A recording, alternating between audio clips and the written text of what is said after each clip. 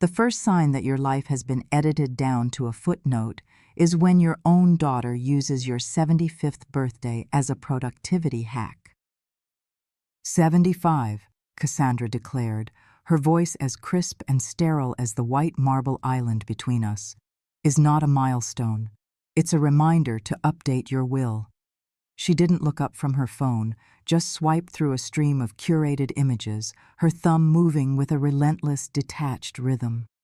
The blow landed, silent and precise. I stood there, a ghost in her perfect granite world, a relic in a home that smelled of expensive candles and nothing real. And in that instant, I decided she was right. It was time to update my will. The $8.2 million trust she had been circling like a vulture for the past decade had just found a new and far more deserving home. "Are you even listening?" she sighed, finally gracing me with her attention.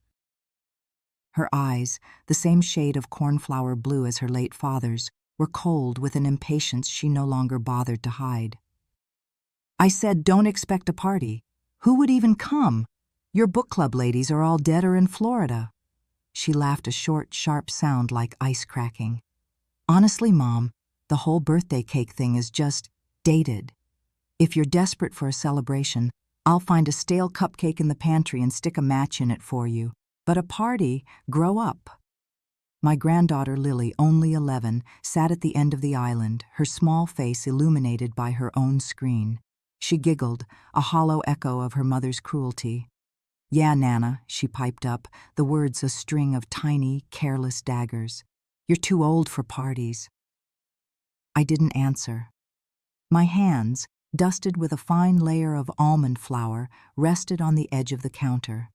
I'd been in the middle of baking a small lemon and lavender cake, just for myself. Not for a party, but for the principle of the thing.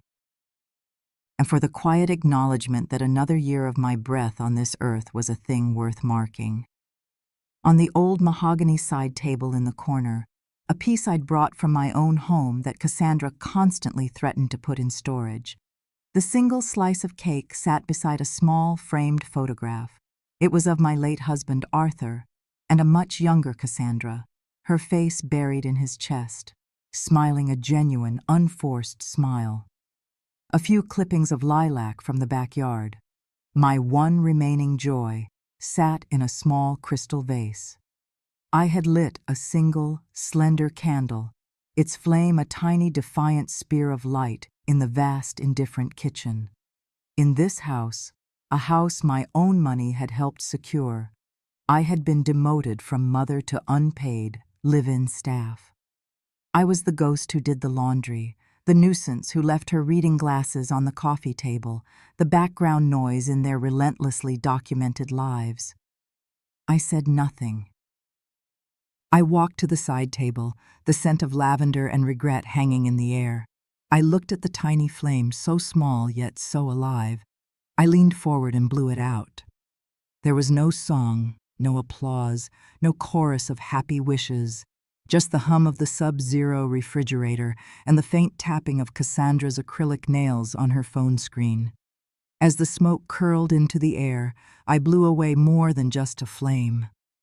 I blew away the last lingering ember of hope that they saw me as anything other than an obligation. Cassandra grabbed her ridiculously expensive handbag. "Dinner's in the fridge. Don't let Lily have more screen time. And please try to stay out of the main living area. I have a branding team coming over to brainstorm. The last thing we need is you telling them another one of your stories." She clicked across the floor, a whirlwind of ambition and Chanel Nomage 5, leaving me in the silence she had so carefully constructed for me. I walked to my room at the far end of the house, the one they called the guest suite, but was really the converted space above the garage. It was where the pipes gurgled at night, and the afternoon sun beat down relentlessly. I did not cry. At 75, you learn that some sorrows are too deep for tears. They simply settle in your bones like a permanent chill. I closed the door, the click of the latch a sound of finality.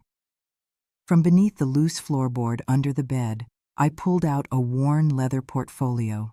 It wasn't hidden out of fear, but out of patience. I had been waiting for a sign, a moment of absolute, irrefutable clarity that my duty was done, that my final act of motherhood was to let go of the daughter I had raised and protect the legacy I had built. Inside was the amended version of my last will and testament, notarized and filed with my attorney 3 weeks prior. They had no idea. They thought my assets consisted of a modest pension and the dwindling savings from the sale of my brownstone in Beacon Hill. They saw me as Eleanora Vance, the quiet widow, the former public radio host, whose voice had long since faded into static. They forgot that my voice had once commanded the attention of millions, that I had interviewed poets and presidents, that my program, The Evening Quill, had been a bastion of literature and thought for 3 decades. They forgot that Arthur, a brilliant financial analyst, had taught me how to invest, how to quietly turn the earnings from my quaint little radio show into a formidable fortune. They saw a frail old woman. They were about to be reminded that the quietest voices often carry the most power. I reread the decisive paragraph, my finger tracing the elegant legal prose. To my only daughter, Cassandra Sterling, who graciously relieved me of the burden of celebration, I bequeathed the same consideration in return: nothing. My entire estate, all $8.2 million of it, was to be placed in a trust. Its purpose and its beneficiary would be revealed at a time of my choosing. A slow smile spread across my face, not of malice, but of liberation. Today, on my 75th birthday, I hadn't just extinguished a candle, I had torched the future she believed was her birthright, and I had done it with the quiet dignity she had so tragically mistaken for weakness. My name used to be a kind of currency in Boston. Eleanora Vance, say it in any university hall or dusty old bookstore from Cambridge to Back Bay, and people would nod in recognition. The Evening Quill on WBRC. Her voice could make a grocery list sound like poetry. For 30 years, 5 nights a week, I sat in a soundproof room and spoke to the city. I didn't report the news. I explored the human condition. My voice guided listeners through the dense landscapes of Faulkner, the stark beauty of Dickinson, the quiet desperation of Chekhov. I wasn't a celebrity. I was a confidant, a steady presence in a frantic world. People sent me letters written on beautiful stationery just to say thank you for making them feel less alone. I walked away from it all the day Arthur died. A sudden, silent heart attack on a Tuesday morning while he was reading the Wall Street Journal. By Friday's funeral, I knew I couldn't go back. Cassandra was 14, a fragile, angry girl teetering on the precipice of womanhood, and she needed a mother, not a disembodied voice on the radio. I don't regret the choice, not for an instant. I simply never anticipated that my sacrifice would one day be reframed as my irrelevance. Cassandra's resentment of my past was a slow-growing vine that eventually choked everything else. It started with eye rolls when a fan recognized me at the market. At her school plays, which I was forbidden to attend, she accused me of wanting to steal her spotlight. "You suck all the air out of the room, Mom," she'd hissed one night, "even when you're trying not to." So I began to shrink myself. I stopped telling stories about the interesting people I'd met. I packed away the awards and the framed articles. I became simply Cassandra's mother, a woman with a quiet past and an even quieter present. The older she got, the more pointed her revisionism became. My successful career was an old-fashioned hobby. The financial security I provided was the bare minimum. The life I had painstakingly built for us was a cage from which she had to break free. She became a brand architect, a thoroughly modern profession that seemed to involve making things look beautiful on the internet while being hollow inside. She built her own persona on a foundation of self-made mythology, carefully editing me out of the narrative. For years, I allowed it. I told myself it was her way of finding her own identity, that the daughter who once adored me would eventually return. But she never did. Instead, she asked me to move in with her, framing it as a favor to me. "You're getting older, Mom. It makes sense for you to be here, with family." I was 68. My brownstone was paid off, my garden was thriving, and my life was my own. But I saw the flicker of need in her eyes, the need for a live-in babysitter, a cook, a household manager who worked for free. Believing I was still needed, I said yes. I sold my home, my sanctuary, and gave her a significant portion of the proceeds for her business expansion. I moved into the room over the garage. The erasure became systematic. My favorite armchair, the one Arthur and I bought on our honeymoon, disappeared, replaced by a heartlessly chic metal thing. I was instructed not to come downstairs when she was filming content for her brand. My stories were deemed depressing and irrelevant at the dinner table. I was an inconvenience, a piece of old furniture that didn't match the new decor. The final clarifying blow came during a garden party for her wellness brand, Aura. The backyard was filled with slender young women in linen dresses, sipping chlorophyll water. I was helping pass around trays of hors d'oeuvres when one of them smiled at me condescendingly. "It's wonderful that Cassandra employs senior citizens," she said. "Are you with the catering company?" I saw Cassandra hear it. She was mere feet away. A flicker of something, shame perhaps, crossed her face. But it was gone in an instant, replaced by a bright, brittle smile.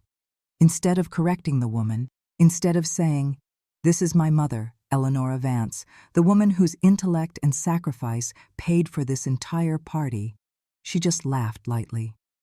"Oh, that's just Mom," she said, waving a dismissive hand. "She loves to help out." That was it. Not a bang, but a whisper.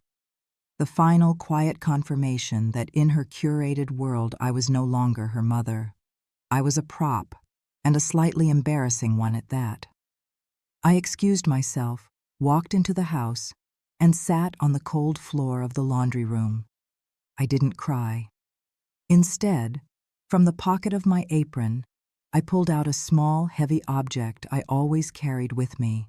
A solid brass microphone flag from my old WBRC studio mic, the square emblem bearing the station's call letters.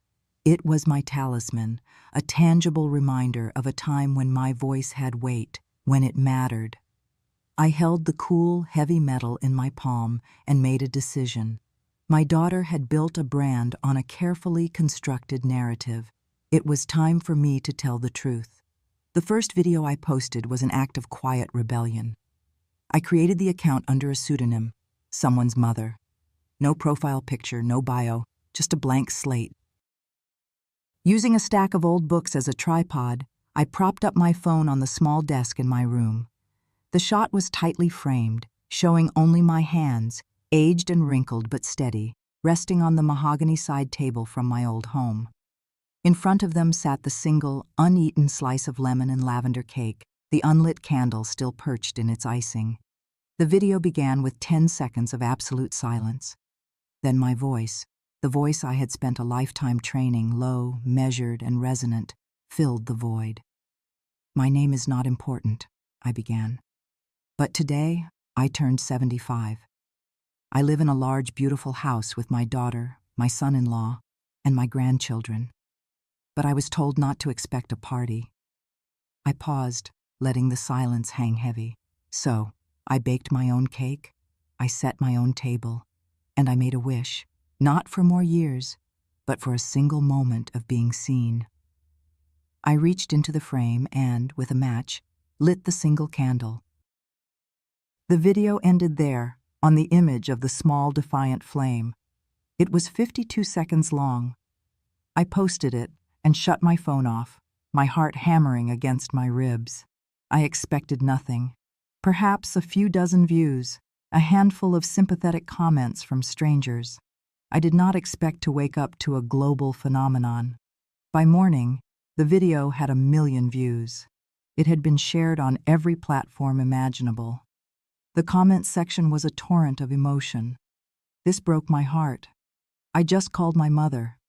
My grandmother passed away last year, and I never told her thank you. Your voice sounds just like hers. Someone on Reddit had titled the post, "The classiest, most devastating takedown you'll see all year." The hashtag #someone's mother was trending. My inbox was flooded. Please tell us more. Your voice is a gift. You are all of our mothers. For the first time in years, I felt not just seen, but heard. So I made another video. This one was titled Invisible Tasks. It showed my hands, and only my hands, folding laundry, polishing silver that was never used, stirring a pot of soup no one would thank me for. My voiceover was a quiet meditation on the unseen labor of women, the endless tasks that keep a household and a family running, performed in silence and taken for granted.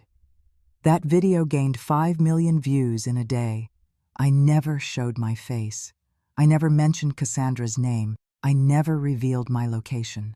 The anonymity was my shield, but it was also my power.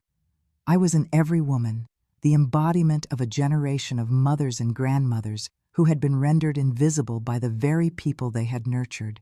They called me the shadow matriarch. Talk shows discussed my videos.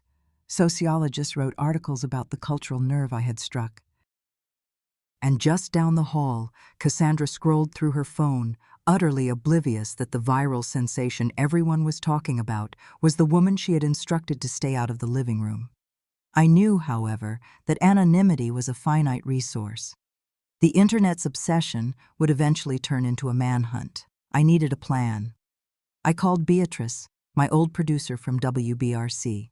We hadn't spoken in 15 years, but when she heard my voice, she gasped. "Eleonora, my God, it's you. I'd know that voice anywhere." I told her everything. She listened without interruption, and when I was finished, there was a long pause. "What do you need?" she finally asked.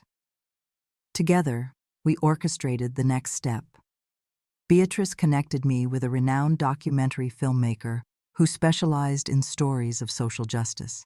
We planned a televised special feature, The Matriarch in the Shadows. I would grant an interview, my first and only, but on my terms. I would appear only as a silhouette, my voice electronically altered just enough to prevent immediate recognition by the public, but not by those who knew me best. I had one condition.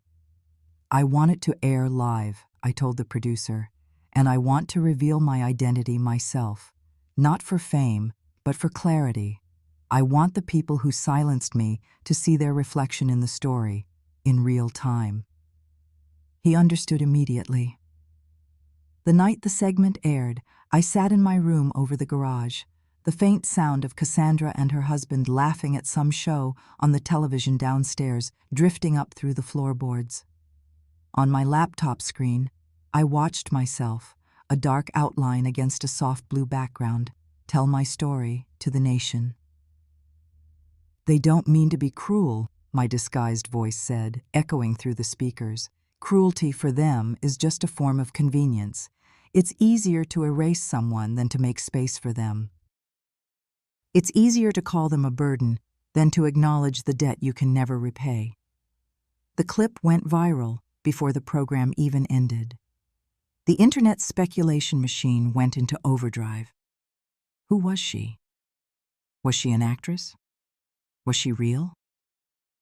The sleuths began their work, analyzing the cadence of my speech, the faint architectural lines of the room visible behind my silhouette, the way my hands were clasped in my lap, and Cassandra downstairs started seeing the articles pop up in her feed. I watched her through a crack in my door as she read a headline aloud to her husband. "The Shadow Matriarch. Is she your mother?" She laughed, a nervous, dismissive sound. God, can you imagine? As if I would ever be that horrible. but her eyes betrayed a flicker of something new. A tiny, terrifying seed of doubt had been planted. The silence in the house was no longer empty. It was charged with unspoken questions. And I knew the most devastating part of my story was yet to be told. The letter was my checkmate.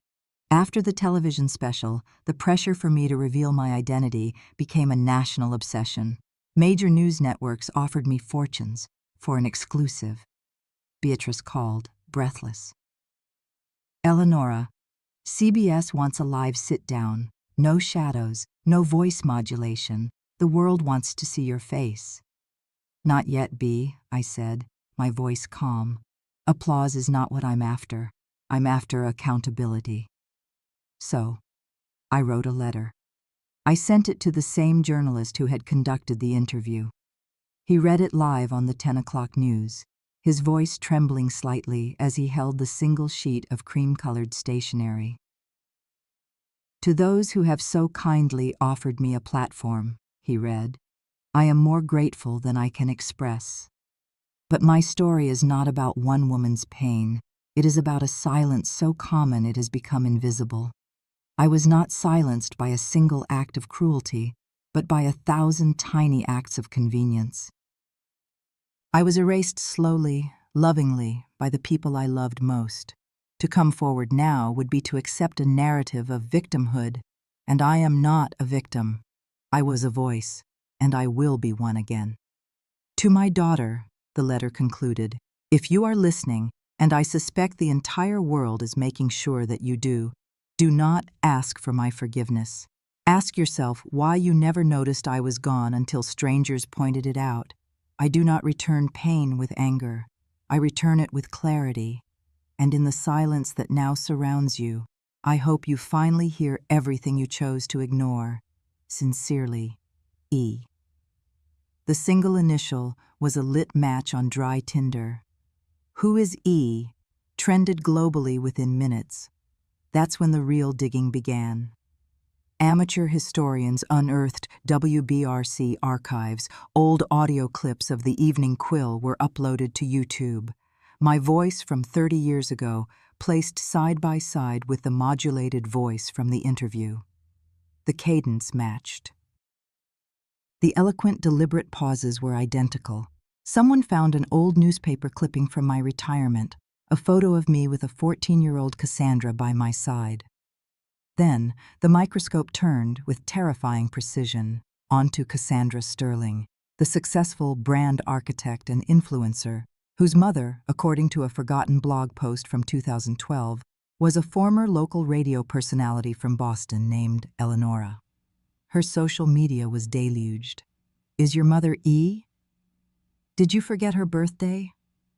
Your whole Aura brand is about empowering women, but you erased your own mother. Brands began to quietly pull their partnerships. Her comment sections became a war zone.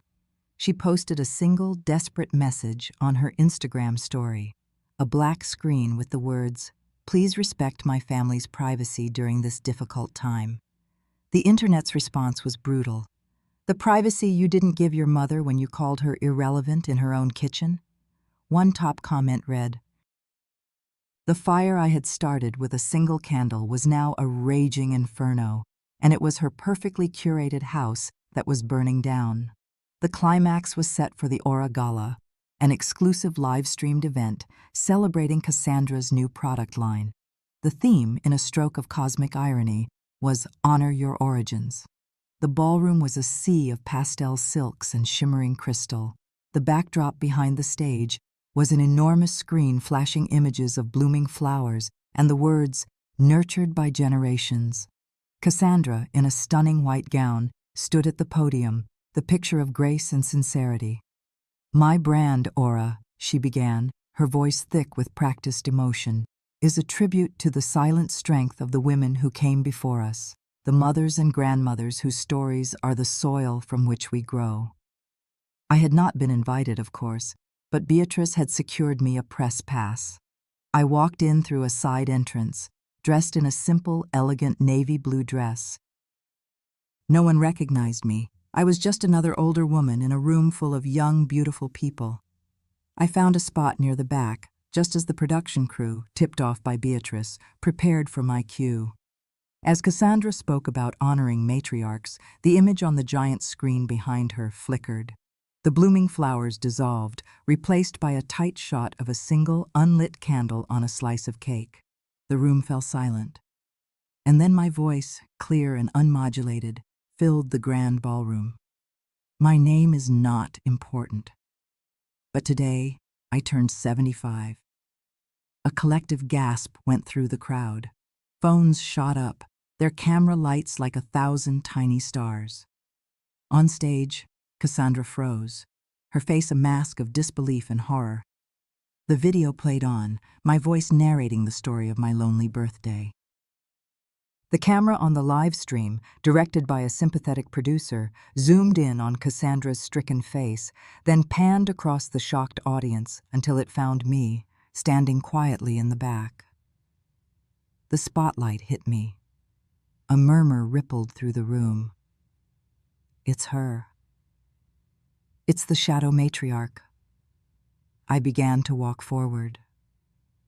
The crowd parted for me as if I were royalty. The only sound was the click of my heels on the marble floor. I reached the stage and ascended the small set of stairs. Cassandra was paralyzed, the microphone still clutched in her hand.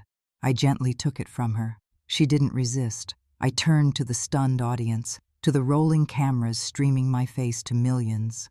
My daughter is right about one thing, I said, my voice steady and strong. It is important to honor our origins. It is important to acknowledge the soil from which we grow. I reached into my handbag and pulled out a folded, cream-colored document.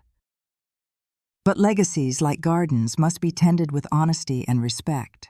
If they are not, the roots wither and die. I unfolded the paper. This is an official, notarized copy of my last will and testament. In it, I honor my origins, and I secure the future of thousands of other women whose stories have been forgotten.